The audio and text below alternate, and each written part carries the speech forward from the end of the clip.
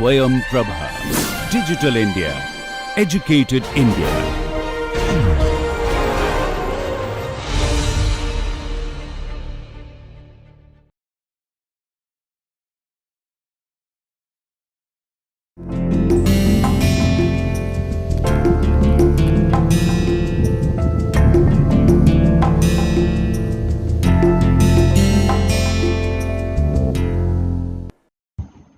Good morning, everybody. Today we will continue with mathematical approaches to turbulent flows. If you recall what we did in the last class, we derived and established a paradigm where the governing equations are time averaged, velocity based continuity equation given by equation 8, and again the three momentum equations based on time average velocities in three orthogonal directions and time averaged pressure. But in this equation we get additional term which are basically, and these are terms actually, we get with each momentum equation 3 terms from here. So 3 into 3, 9 terms, and these are basically called together, they are called Reynolds stress tensor. And the fluctuating components like u I prime, u j prime over bar, that is the source of creation of such terms. As I have already mentioned, for example, with x momentum equation, it will be u1 prime square bar, u1 prime u2 prime over bar, u1 prime into u3 prime over bar. So 3 quantities, or you can say that if you define them by UVW, then u prime square bar, u prime v prime over bar, u prime w prime over bar. So like that you get with y momentum equation, with z momentum equation, this contribution of the Reynolds stress. Now that means if you look into it, there are 6 additional unknowns in this tensor quantity.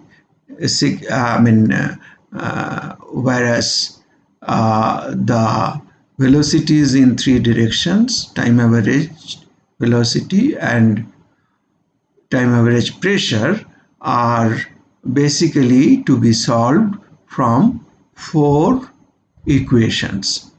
So this adds 6 unknowns in this equation.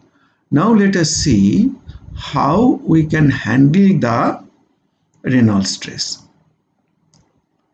See, it is probably not incongruous if we mention the creation of this Reynolds stress tensor mathematically, how we can reproduce that.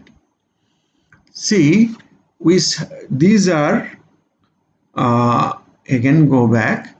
8 and 9, these are time averaged equation. If we subtract time averaged momentum equation from instantaneous momentum equation. Now instantaneous equation, any velocity quantity, for example uppercase ui, is given by ui bar plus ui prime, or uppercase uj instantaneous is uj uppercase over bar mean quantity plus uj prime is fluctuating component. So if we subtract the instantaneous the time mean quantity from the time mean momentum equations from the momentum equations which are based on instantaneous velocities, we will get this equation in fluctuating component, which is del t of uj prime plus ui bar into del xi of uj prime plus u prime del xi of uj bar plus del xi of ui prime uj prime minus del xi of ui prime into uj prime over bar. Right hand side del p of del p del xj plus nu del 2 del xi into uj prime. So if we multiply this equation 10 with ui prime and just store it, and then we derive a similar equation for ui prime. This is equation for uj prime, and we are multiplying it with ui prime.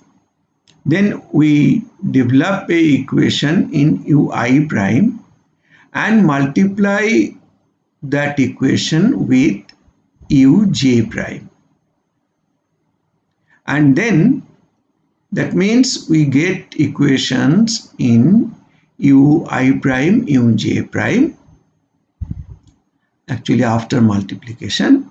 Then we add them and perform the time averaging. If we do that, we will get these terms.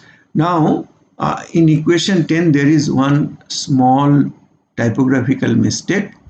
Please read this term, pressure term, as del xj of p prime, because instantaneous equation p is p bar plus p prime, and average equation p is p bar.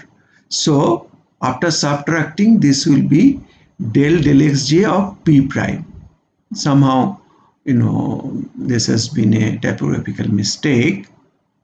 So what I was referring to, that after performing these operations, as I have explained, we get basically governing equation for Reynolds stresses.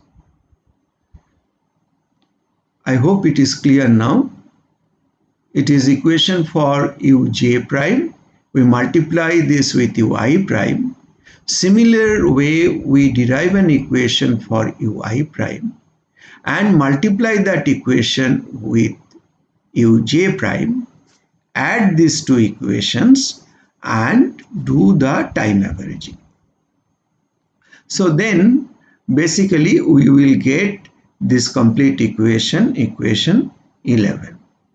You can see this is del t of ui prime uj prime over bar Reynolds stress.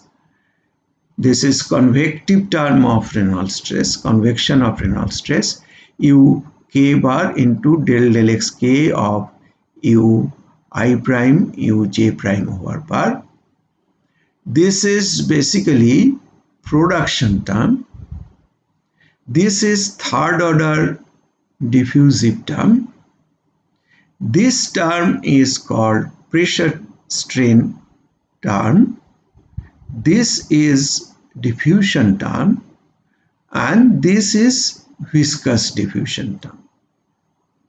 This is diffusion and this dissipation. Sorry, this is dissipation term. Extremely sorry. Let me repeat again. Right hand side, this is production term. This is third order diffusive term. This is these two are together pressure strain term.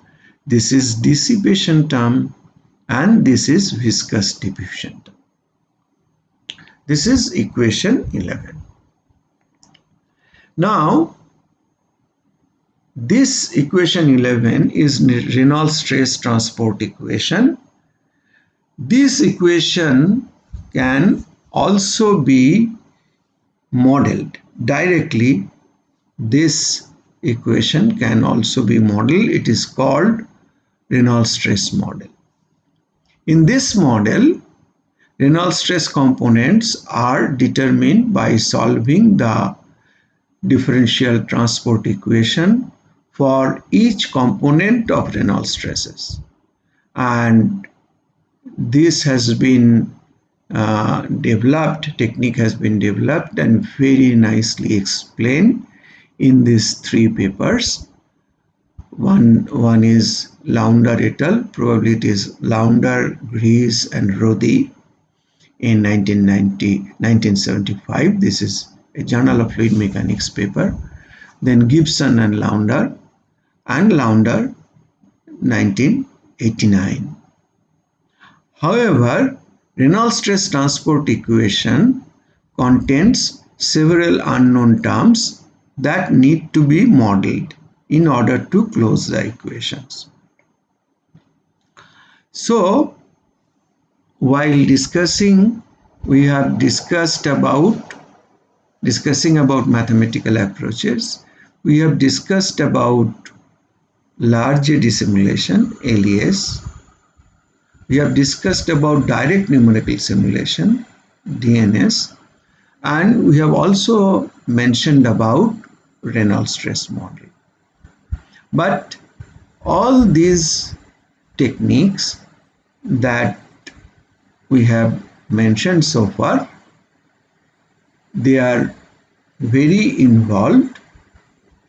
They need very large computational power, and the detailed calculation procedure are to be discussed and taken up.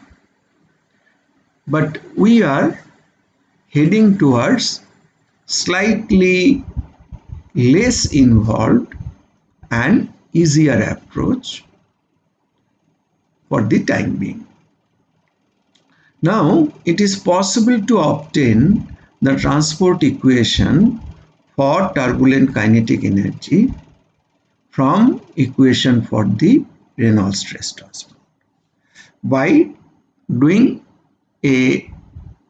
bringing about a slight change. What is that? For if we substitute in governing equation for Reynolds stress transport I equal to J, one obtains the equation for turbulent kinetic energy. K is basically half U I prime over bar. This is kinetic energy, half U square. So U, fluctuating component of velocity for turbulent kinetic energy. So Ui prime into Ui prime over bar. We can call it 0.5 Q square. Now, If we do that, the major changes we get in the pressure strain correlation, it becomes 2 by minus 2 by rho del xi of ui prime into p prime over bar, and also the dissipation term, which is in the previous equation we have seen, this is the dissipation term. Here, substituting I equal to j, we get minus twice nu into del xk of ui prime multiplied by del xk of ui prime over bar. This is basically dissipation of turbulent kinetic energy. So, from Reynolds stress transport equation, we can derive governing equation for turbulent kinetic energy. We can call this quantity as k, u I prime into u I prime over bar by 2. So that is, we can write del t of k plus uk bar, average velocity, into del k del xk, equal to the terms which we get on the right hand side are from Reynolds stress transport equation. If we analyze, we will be able to say this term is production term, and these two terms are turbulent transport term. Again, p prime will come here, it is from here, sorry for this small mistake. So equation 12, from here it comes, and this is dissipation because we are taking k, which is u I prime into u I prime over bar by 2. So this 2 is absorbed. So nu, this quantity which is dissipation, plus nu, this is diffusion of turbulent kinetic energy. Equation 14. Now we will see how we can utilize this k to close the time averaged governing equations. We will take a recourse to one or two earlier slides. If you recall that we have basically rho u I prime u j prime over bar is a tensor quantity. If I equal to 1, j equal to 1, 2, 3, I equal to 2, j equal to 1, 2, 3, I equal to 3, j equal to 1, 2, 3, we get this tensor. This tensor is symmetric and having 6 unknown. Because it is symmetric, 1, 2, 3, 4, 5, 6. These 6 unknowns. And these are analogous to basically the shear stress which arises out of molecular viscosity. So we can introduce, we discussed it in the last class, that this rho u I prime u j prime over bar, we can write mu t into shear stress del xi of uj mean and del xj of ui mean, plus these terms which are comprising of kinetic energy and Kronecker delta, and this mu t is the eddy viscosity. This is culmination of interaction between the fluctuating components. And then I will also use this slide which I used in the last class. The same thing we have explained. U I prime U j prime over bar. This is equal to nu t into the shear stress expression, nu t into the shear rate expression into the nu t, which is basically shear, minus 2/3 k del ij Kronecker delta. And purpose of adding this has been explained so that when we add normal stresses, we get a non-zero value, which is nothing but turbulent, 2 times turbulent kinetic energy. Adding the normal stresses, u I prime square bar plus u1 prime square bar plus u2 prime square bar plus u3 prime square bar should give me 2 times k, 2 times turbulent kinetic energy. So this relationship we will try to make use of. So we will accept this minus ui prime into uj prime over bar is nu t into the shear rate terms, which is del xj into u I min del xi into uj min minus 2/3 k delta ij. And nu t is unknown.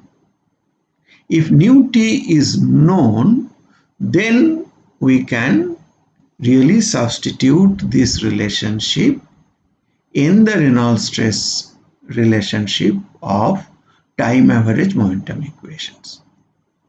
But nu t is not known, and it was postulated that nu t is a function of k to the power half into L. Many people tried to work on it, Bozinesk, then Kolmogorov, and it was suggested that this molecular viscosity gives some guidance to determine turbulent viscosity. How? Molecular viscosity of the gases are known that it's a function of molecular mean free path and the random velocity, which is root mean square velocity. So here it is thought, or Kolmogorov finally suggested, that turbulent viscosity is a function of turbulent velocity scale, which is given by k to the power half, that is, substituting the RMS velocity in the molecular theory of gases, and then L, turbulent length scale, substituting basically the mean free path of collision that is responsible for turbulent, responsible for the molecular viscosity.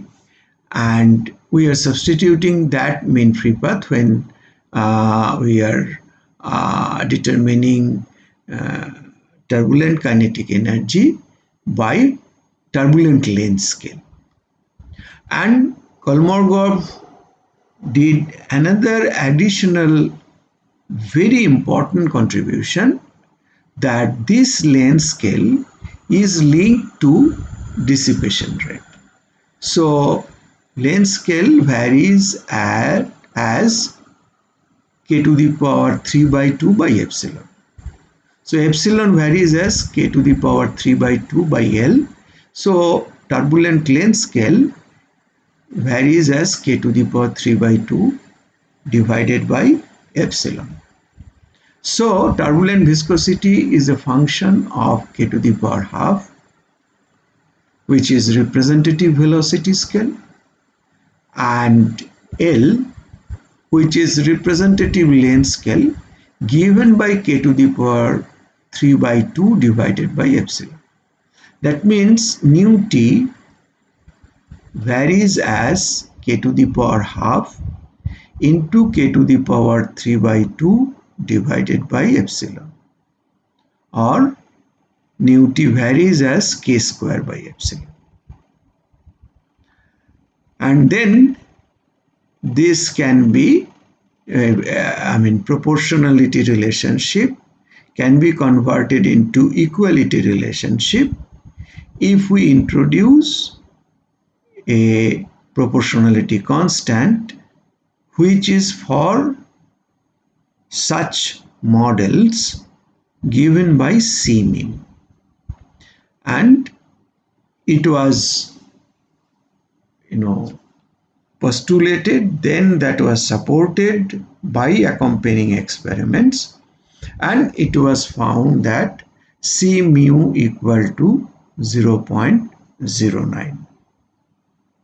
So nu t equal to C mu k square by epsilon, where C mu is given by 0.09.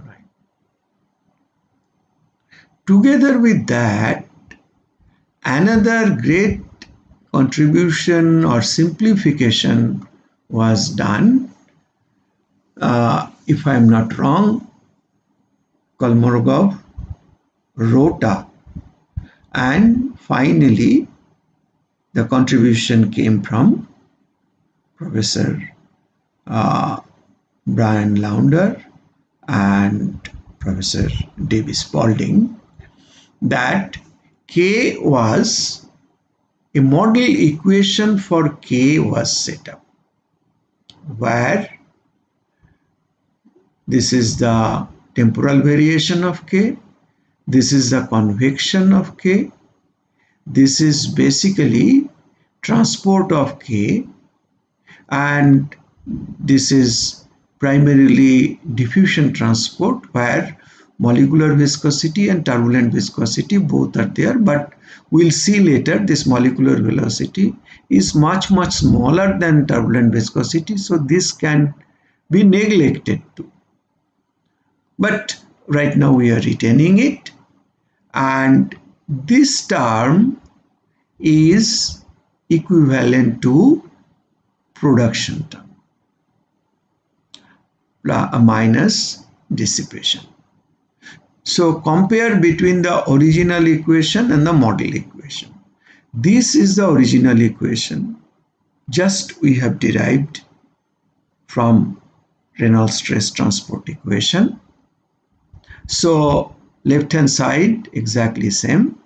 On the right hand side, this was our production term, and here this production term is given by this term. This was our dissipation term. Dissipation term is coming here. And remaining terms, turbulent transport plus diffusion term due to molecular viscosity, they are clubbed together here. So this is basically fitting in a model of turbulent kinetic energy transport through comparison with or comparing with the original turbulent kinetic energy transport equation, where production term is modeled by this term, dissipation term is written, viscous diffusion and turbulent transport are clubbed together as this term. So this K equation is model kinetic energy equation, and you can see there is a model constant, and we will discuss about determination of this model constants slightly later. Now comes epsilon equation. You can see this is the full form of epsilon equation, which is really horrendous in terms of its complexity. You can see again temporal derivative of epsilon, dissipation of turbulent kinetic energy, convection of epsilon, convection of dissipation of turbulent kinetic energy. And right hand side we have production by mean velocity gradient, turbulent production of dissipation, gradient production of dissipation, mixed production of dissipation. This is another 3 production of dissipation. Turbulent diffusion of dissipation, these 2 terms. Turbulent destruction of dissipation, this term. And viscous diffusion of dissipation. Now, if you look into complexity of this equation, seemingly it is impossible to touch it with respect to the involvement, the fluctuating components and main components in a very complex manner. So, equation for epsilon, we have written 10 additional terms, among them production of dissipation, destruction of dissipation, molecular diffusion of dissipation, turbulent transport of dissipation. Seemingly, handling this term is impossible, as I said, but this group of scientists, as I am mentioning, this started with Kolmogorov in Soviet Union. Some work was done by Professor Rota in Germany, and huge amount of work was done by Professor Spalding, Professor Launder, Professor Rodi in Imperial College. And then this equation was developed. This is again a model equation. This is temporal plus convective transport of epsilon. Here, production, all the production terms have been modeled in a very novel way. This pk, production of turbulent kinetic energy, that has been taken. We have used this in turbulent kinetic energy production.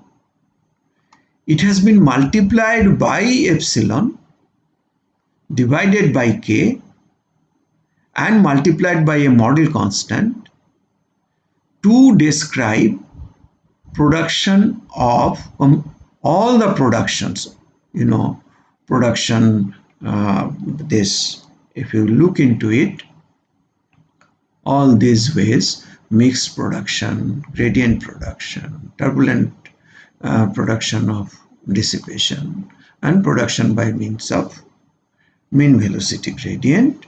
It is, I would say, some kind of genius of them that to get even an idea that these production terms can be modeled this way. So this is kinetic energy production term. Multiply it with epsilon, divide it by kinetic energy, and multiply with model constant. This is production of dissipation. And then this is very simple. This is diffusion of dissipation, you can see, and coefficient of viscosity, turbulent viscosity comes, and this is destruction of dissipation. So finally, this was the complete modeled K equation and epsilon equation. This is looking even more complex because I have added this term G, which I have not introduced, this term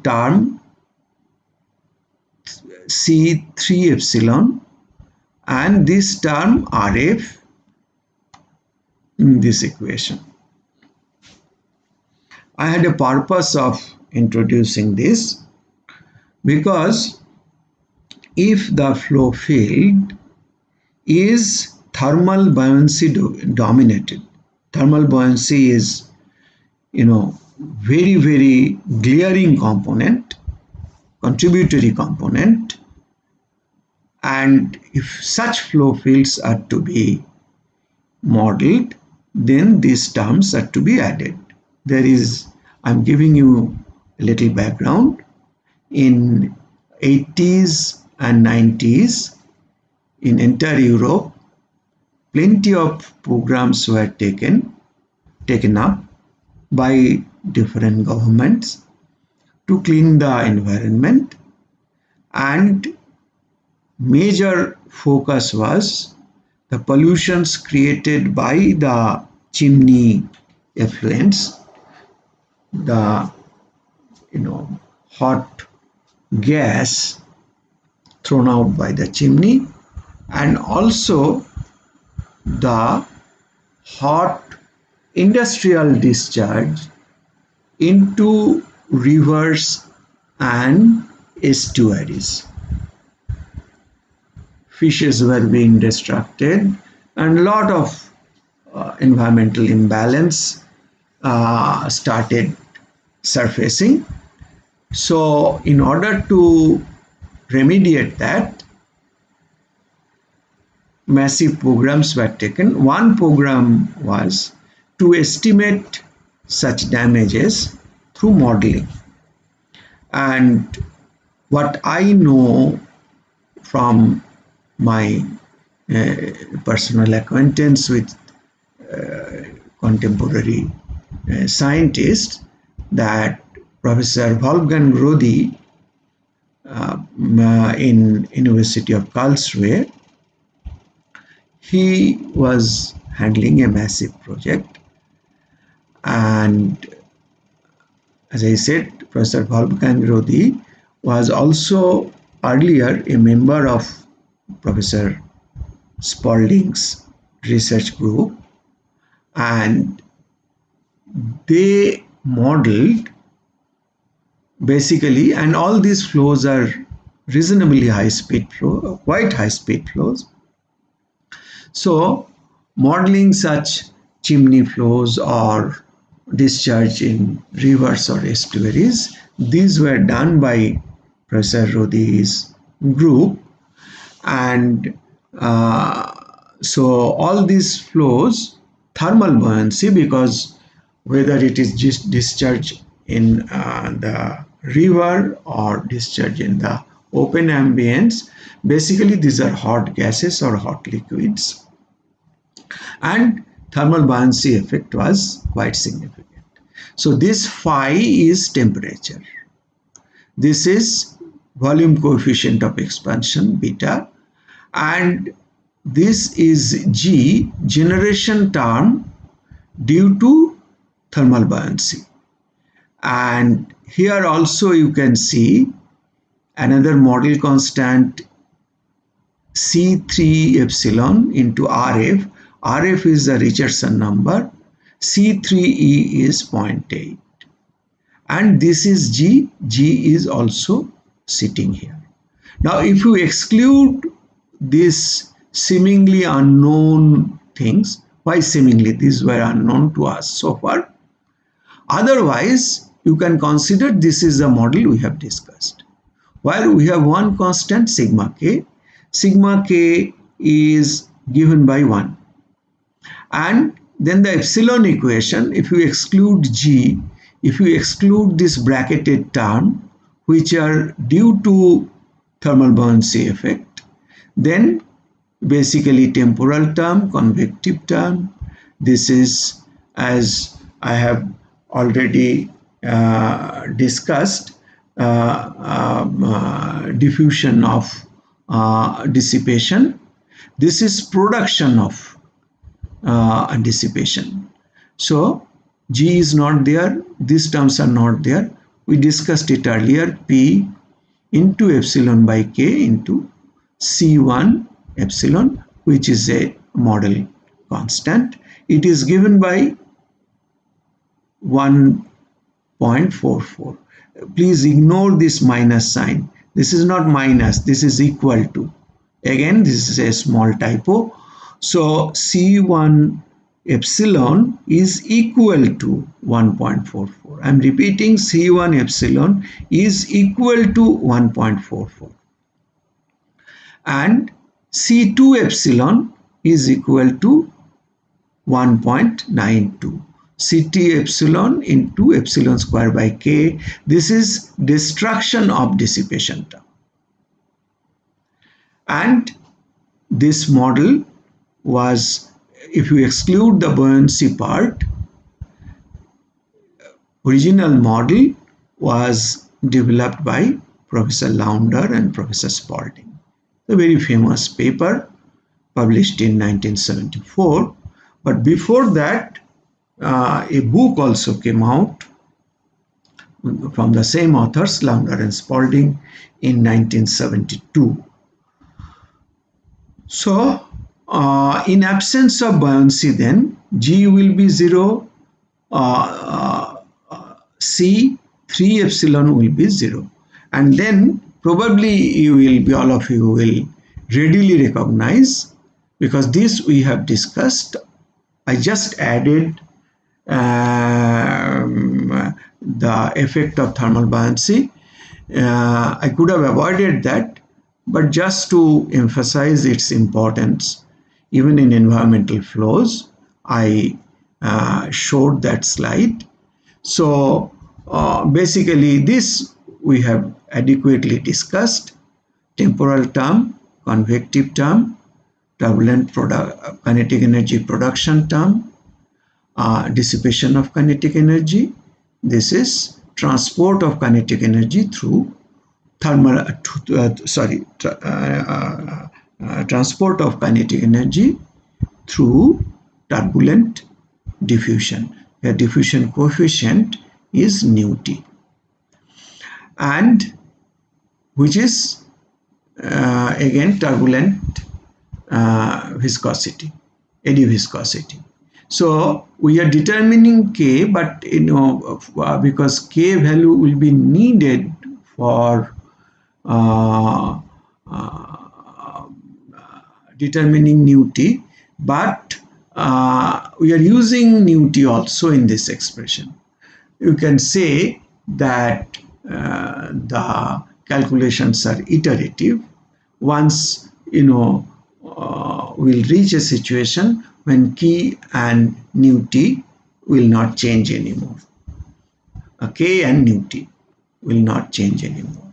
Similarly, del epsilon del T plus convective term equal to, as I said, this is production of dissipation, this is destruction of dissipation, and this is basically diffusion of dissipation. And C mu is the model constant which is needed for determining nu-T, because nu-T is C mu K square by epsilon. So there C mu is needed. But here in these two equations, the model constants are C1 epsilon equal to 1.44. I am repeating again. C1 epsilon equal to 1.44. C2 epsilon is 1.92. Sigma k is 1 and sigma epsilon is 1.3.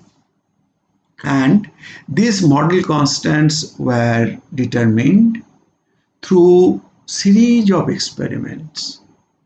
Experiments for shear flow, experiments for separated flow.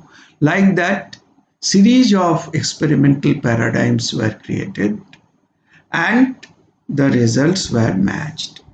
Although I cannot tell you typically name of all experimentalists involved in it. As I said, Professor Launder, Professor Spalding, he was under his leadership, Professor Rodi.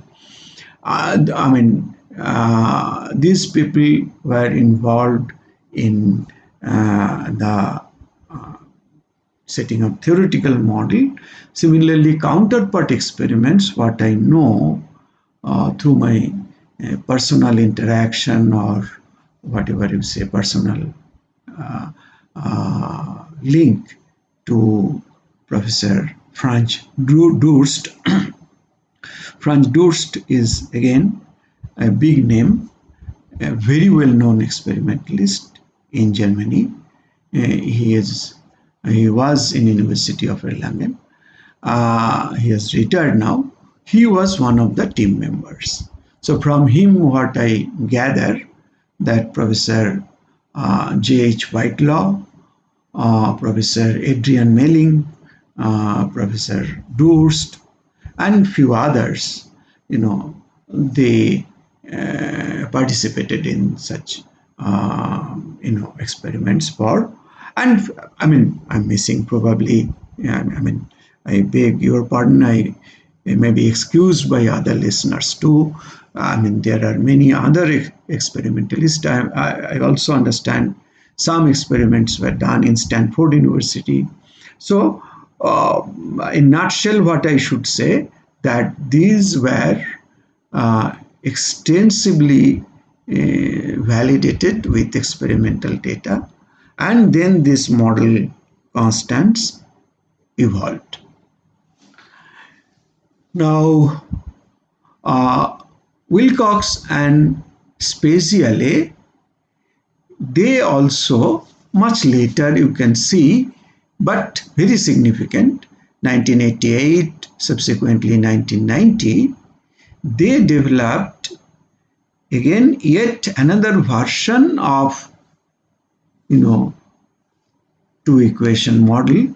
I would again mention, since the turbulence is modeled by modeled K equation and modeled epsilon equation, this paradigm is called two equations model of turbulence. So in 1988 and 1990, Professor Wilcox and Professor Speziale, they developed yet another two equation model, and this time the turbulent viscosity is given by rho k by omega. This omega is not vorticity. This omega is different. This omega is dissipation rate per unit turbulent kinetic energy.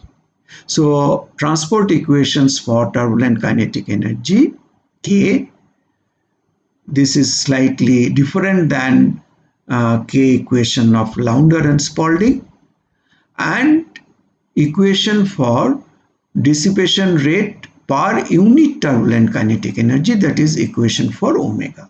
This is governing equation for omega. So omega is not vorticity. Let me repeat again. It is dissipation rate per unit turbulence kinetic energy. So epsilon by K, and mu T is given by rho into K by omega, or nu T will be K by omega. And this is the governing equation for omega. And here you can see here also, like Spalding-Launders equation, sigma K they have used, and they have used beta star, they have used beta, they have used alpha, and they have used sigma omega. So alpha is 5 by 9, beta is 3 by 40, beta star is 9 by 100, sigma K is 2, sigma omega is 2. So this was developed by them. They have used it successfully, but more successfully, or more I should say well-known usage was done by Florian Mentor. Mentor developed a model which is called SST model of turbulence, shear stress transport model, where very close to the wall he used K omega, and away from the wall this model was switched from K omega to K epsilon. That is called SST model. It is very popular, and quite a few difficult flows it has performed very, very nicely. So let us come back to our discussion that in the time averaged continuity equation, time averaged momentum equation, now in this momentum equation, nu we can use the molecular viscosity value, and nu T will be created by C mu into K square by epsilon, and K and epsilon are again field equations like momentum equations. So every time step from the previously known values of U everywhere, these K and epsilon equations have to be solved. Either these two, or this is K omega. Better to show K epsilon. This is original. So K and omega epsilon are to be solved. Then that K and omega are to be used for creating nu T. That means C mu into K square by epsilon. Then we solve the time mean momentum equations. That means U I bar, U j bar, U k bar in three orthogonal directions satisfy the continuity equation. And like the computational strategies we have outlined so far in all our previous lectures for computing momentum equation, continuity equation, they remain valid. Only the velocity components are time mean velocity components, and this coefficient of viscosity is basically molecular viscosity plus turbulent viscosity. A turbulent viscosity will be calculated by again convection diffusion equation of K and epsilon.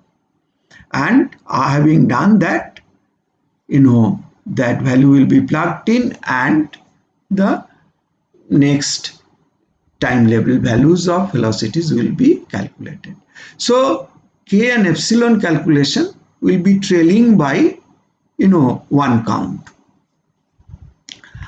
So solution of equation 8 and 9, these are called solution of Reynolds average Navier-Stokes equations, because these are solution of Reynolds average equations. So this is called Reynolds average Navier-Stokes equations. Reynolds averaged Navier-Stokes equation RANS. Usually the turbulent viscosity is many times larger than the molecular viscosity, more than 50 times, and it can be even more depending on the fluctuations in the flow. So many a times this nu, which is molecular viscosity, can be neglected and is a function of Reynolds number of the flow. So obviously fluctuating components u I prime, u j prime, u k prime are function of Reynolds number, and u I prime, u j prime, u k prime, they contribute to kinetic energy, they contribute to its dissipation rate. So obviously nu t is a function of Reynolds number. If the average velocity varies in time, now most of this RANS calculation, we think that average velocity is a stationary random. It is not time varying, it is dropped. So that is why, usual RANS calculation may not include this. Time marching, what I am discussing, is basically pseudo time marching. That means we will be progressing, evolving as if we are evolving in time direction, but we will try to reach steady flow condition. So what I would like to mention here, also a paradigm exists where time mean value is also a function of time. This may be, low frequency oscillations, the time mean value. Time period is very large, much larger than the turbulent flow time period. Fluctuating components time period is very small, frequency is very high, several kilohertz. But the mean flow, it may be also time varying, but time period is large, so that frequency is less, maybe few hertz, but it can also happen. So basically we can say that if the average velocity varies with time, it is called unsteady Reynolds averaged Navier-Stokes equations, or U-RANS. So RANS and U-RANS cover this paradigm which we discussed today. I will show you few very nice results. These are the flow fields behind two delta winglet pairs sitting in a channel, and each delta winglet pair will create a longitudinal vortex. So a pair of longitudinal vortices will be seen in the channel. So if we cut the flow at a cross section, we'll be able to see this counter rotating vortices. So this was basically experiment of Professor Pauli and Professor John Eaton in Stanford University, very well known experiment, and these are basically computation of basically repeating the results computationally. This is yet another complex flow. You can see, this is called spiral casing of a hydraulic turbine. It's a very important component, Because if it is a reaction turbine, especially Francis turbine, then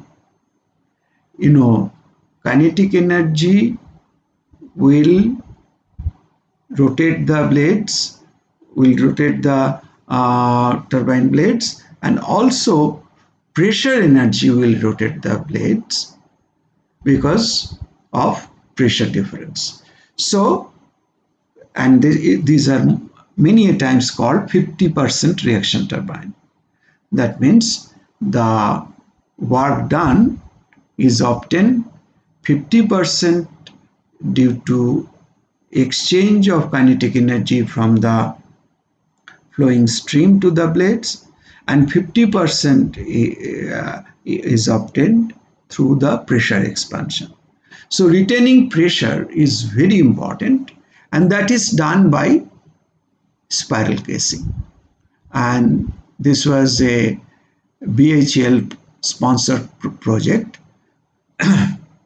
BHEL Bhopal sponsored this project to us. It was very successfully delivered, and calculation of flow field inside the spiral casing. You can see at different cross sections the flow fields and also pressure fields have been plotted. This is yet another very challenging problem. Basically, what you can see is accelerator driven subcritical system.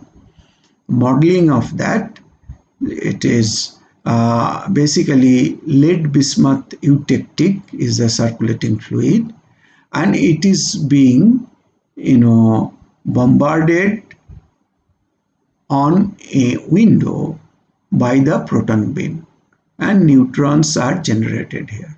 Of course, neutronics is not our domain of activity. What we did is because of repeated bombardment of proton beams, this window gets damaged. Huge amount of heat deposition takes place, and this circulating lead bismuth eutectic, the metal, that basically removes the heat from this window surface. So that heat removal calculation was done by, again, yet another group, Professor Arul Prakash and Professor B.V. Ratish Kumar. They were involved together with me in this calculation. Now, I have not mentioned one thing. I have said that K and epsilon, those are calculated in the flow field.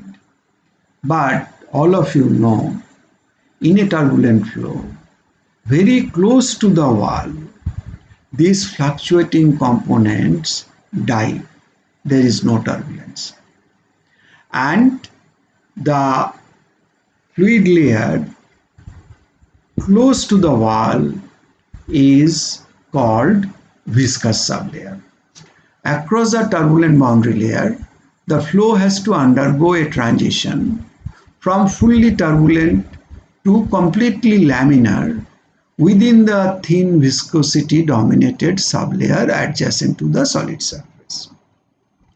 This phenomenon is termed as low Reynolds number turbulence, and the transition from high to low Reynolds number regions is determined by local Reynolds number. This local Reynolds number, RT, turbulent Reynolds number, local turbulence Reynolds number, determined by local turbulence Reynolds number, RT, given by rho K square by mu into epsilon. So, K is the turbulence kinetic energy and epsilon is the dissipation. So, significant physical effect of the presence of wall is the viscous diffusion term, which are viscous diffusion terms which are usually negligible compared to other terms in regions away from the wall, become one of the largest terms to be balanced by the other terms. So this is also one issue close to the wall. So I will not go much detail here. What I will say, that from the wall, if we progress in the normal direction, then up to a distance y plus equal to 12, we can call viscous sublayer. What is y plus? Y plus is a new scale. Y plus is given by y u tau by nu. What is u tau?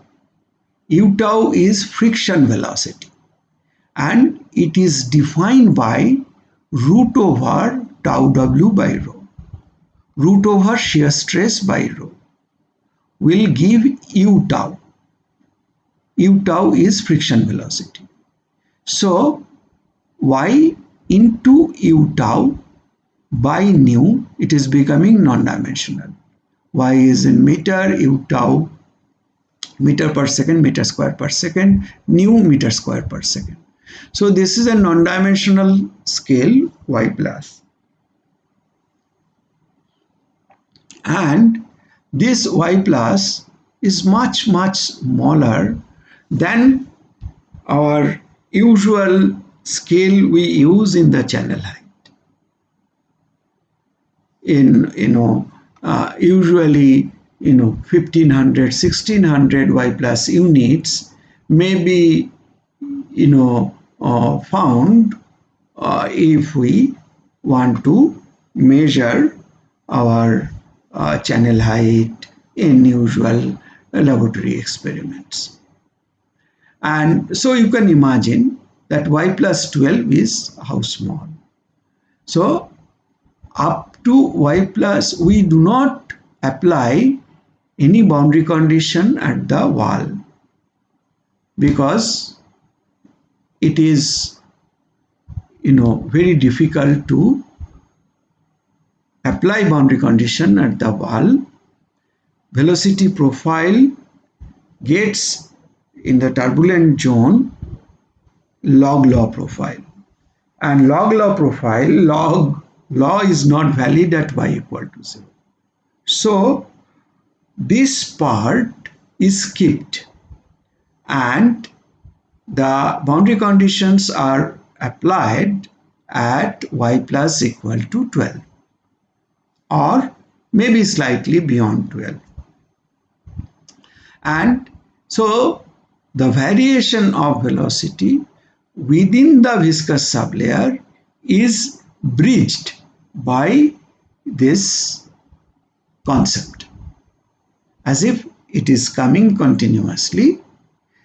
In the y plus scale, as if it is varying linearly from 0 to the non-zero value at y plus equal to 12, and y plus equal to 12, it matches the value that is there because of a logarithmic velocity profile. And again, this is iterative calculation, because shear stress we calculate from the guess value, then from that shear stress root over tau by rho we get friction velocity u tau, from that we get y plus. So this calculation is again done through iterations. Now wall function approach, that is why it is called wall function approach, based on the equilibrium consideration. Production of k is equal to dissipation of k. K and epsilon or K and omega at the nearest node. So based on the computational scheme, this should be located at y plus equal to 12, or maybe the way you generate grid, first grid point may be at y plus equal to 16, 18, 20. It's okay. Are prescribed in the following way. Kp, the kinetic energy at that point. From there onwards, kinetic energy calculation is taken up by kinetic energy equation. And this Kp is used as boundary condition. U tau square divided by C mu to the power half. U tau, friction velocity, square by C mu to the power half. Epsilon P, again epsilon equation is used in the whole field, but it doesn't come to the wall. It satisfies boundary condition is implemented through the near wall point boundary condition. Epsilon P is U tau cube divided by kappa yp. This kappa is von Karman constant. And omega p is k to the power half divided by C mu to the power 1/4 kappa into yp, where C mu is a closure coefficient. 0.09, we have discussed it earlier. Friction velocity U tau equal to root over tau w by rho is not known a priori, and it is an outcome of the iterative type of solution algorithm. And kappa is von Karman constant. Its value is 0.4, 0.39, 0.4, around that. So concluding remarks: for high Reynolds number turbulence, Reynolds stress terms in the mean flow equation dominate over the genuine viscous terms. That is, nu t is much greater than nu, except for thin viscous layers near the walls. Near the wall, of course, as I said, viscous sublayer, their viscosity plays a role, and that is why there is no fluctuating component there. That is why I'm saying fluctuating components are not there, and viscosity, molecular viscosity, effect of that prevails. But outside viscous sublayer, the turbulent viscosity is a function of space, of course, but it is the way K varies, epsilon varies, this will also vary, but it's much bigger than nu molecular. The standard values of model constants were determined long before. I mentioned about it, about the experiments. Better results, these were done for some class of experiments and values were obtained. Better results can usually be obtained by tuning the parameters to particular flows. At the least, this can be tuned with the class of flows, so they can be revisited for the further improvement. DNS calculations are now limited to relatively low Reynolds numbers, such as transitional flows in ducts, flow over bluff body, flow over a bluff body, or the passage of the heat exchangers at moderate Reynolds number. And why Reynolds number is kept moderate? Because the grid requirement, N is the grid in one direction, so N cube is the grid requirement. It is proportional to Reynolds number to the power 9/4. And obviously, for computing such flows where you need 10 to the power 12, 10 to the power 14 type of grids in a domain, ordinary computers or even very good mainframe computers may be inadequate. You really need high performance computing machine, which are parallel machines supercomputers. Numerical experiments based on LES and attempts to address the problems of backscatter. See, LES I did not discuss in detail. One of the problems in LES is backscatter, for which you can get basically Smagorinsky constant negative in some places, which is undesirable. The locally dynamic LES and shear improved Smagorinsky models are significant landmarks. So these have already developed locally dynamic LES and shear improved Smagorinsky model. It is called SISM. These are significant advancement in LES, and LES is coming up very fast. Maybe in another 5 years, it can be a usual tool to handle turbulence. It will be so things will improve a lot. But till DNS and LES, these two methods are elevated to that level, and we have lot more powerful computers. This RANs and URANs will remain very reliable tool for, as I mentioned it earlier, engineering flows.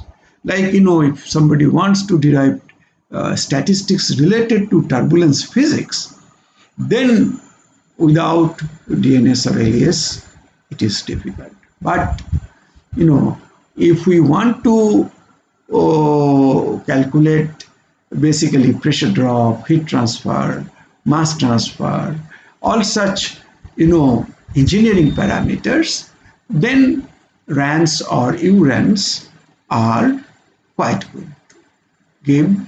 Both the methods give satisfactory results.